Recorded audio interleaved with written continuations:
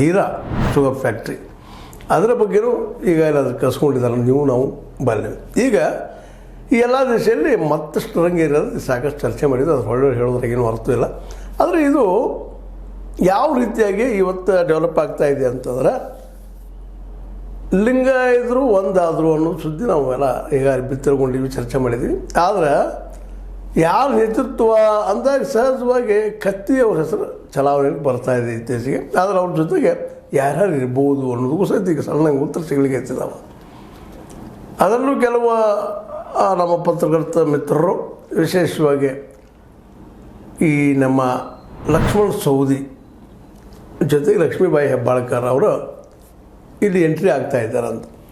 ಯಾಕಂದರೆ ಈ ಬೆಳಗಾವಿಯಿಂದನ ಎದ್ದಂತಹ ಜಾರಕಿಹೊಳಿ ಸಹೋದರರು ಇವತ್ತು ಮುಖ್ಯಮಂತ್ರಿ ಪದವಿಯ ಸಲುವಾಗಿ ಅಲ್ಲಿ ರಾಜ್ಯ ಮಟ್ಟದಲ್ಲೇ ಒಂದು ದೊಡ್ಡ ಪ್ರಯತ್ನ ನಡೆಸಿದ್ದಾರೆ. ಅದರಲ್ಲೂ ಸತೀಶ್ ಅವರು ಒಂದು ಡಿ ಕೆ ಶಿ ಅವರು ಎದುರು ಹಾಕ್ಕೊಂಡು ಇವತ್ತು ತೆಗೆದುಕೊಳ್ಳೇಬೇಕು ಅಂತ. ಈ ಹಿಂದೆ ನಮ್ಮ ರಮೇಶ್ ಜಾರಕಿಹೊಳಿ ಅವರು ಎದುರು ಹಾಕ್ಕೊಂಡಿದ್ರು, ಇವತ್ತು ಸತೀಶ್ ಅವರು ಇಡೀ ಕುಟುಂಬ ಡಿ ಕೆ ಶಿ ಅವರು ಎದುರು ಈ ಸಲ ಬಿಟ್ಟು ಕೊಡಬಾರ್ದು ಮತ್ತು ಅವ್ರನ್ನ ಮುಖ್ಯಮಂತ್ರಿ ಮಾಡೋಗಿಲ್ಲ, ಆಗೋದು ನಾವು ಆಗಲಿ ಅಥವಾ ನಮ್ಮ ಸಮಸ್ಯೆಯವರು ಆಗಲಿ ಅನ್ನೋಂಥ ವಿಚಾರ ಇದು ಮಾಡಲಿಕ್ಕೆ ಇಟ್ಟಿದ್ದಾರೆ.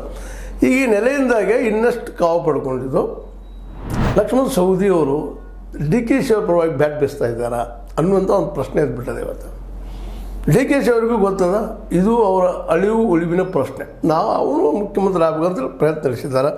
ಅದರಲ್ಲಿ ದೊಡ್ಡ ಬಂಡೆಗಲ್ಲಾಗಿದ್ದು ನಮ್ಮ ಬಂಡೆಗಲ್ಲ ಡಿ ಕೆ ಶಿ ಅವರಿಗೆ ಸಿದ್ದರಾಮಯ್ಯನವರು. ಆ ಸಿದ್ದರಾಮಯ್ಯ ಶಕ್ತಿ, ಆರ್ಥಿಕ ಶಕ್ತಿ, ಅವರ ಹಿನ್ನೆಲೆ ಶಕ್ತಿ ನಮ್ಮ ಸತೀಶ್ ಜಾರಕಿಹೊಳಿ ಅವರು. ಹೀಗಾಗಿ ಇವತ್ತು ಅವ್ರಿಗೆ ತಮ್ಮ ಅಧ್ಯಕ್ಷ ಸ್ಥಾನ ಉಳಿಸಬೇಕು, ಜೊತೆಗೆ ಮುಖ್ಯಮಂತ್ರಿ ಆಗಬೇಕು ಅನ್ನೋಂಥ ಒಂದು ಕನಸಿನಿಂದಾಗೆ ಅವರು ಇದನ್ನು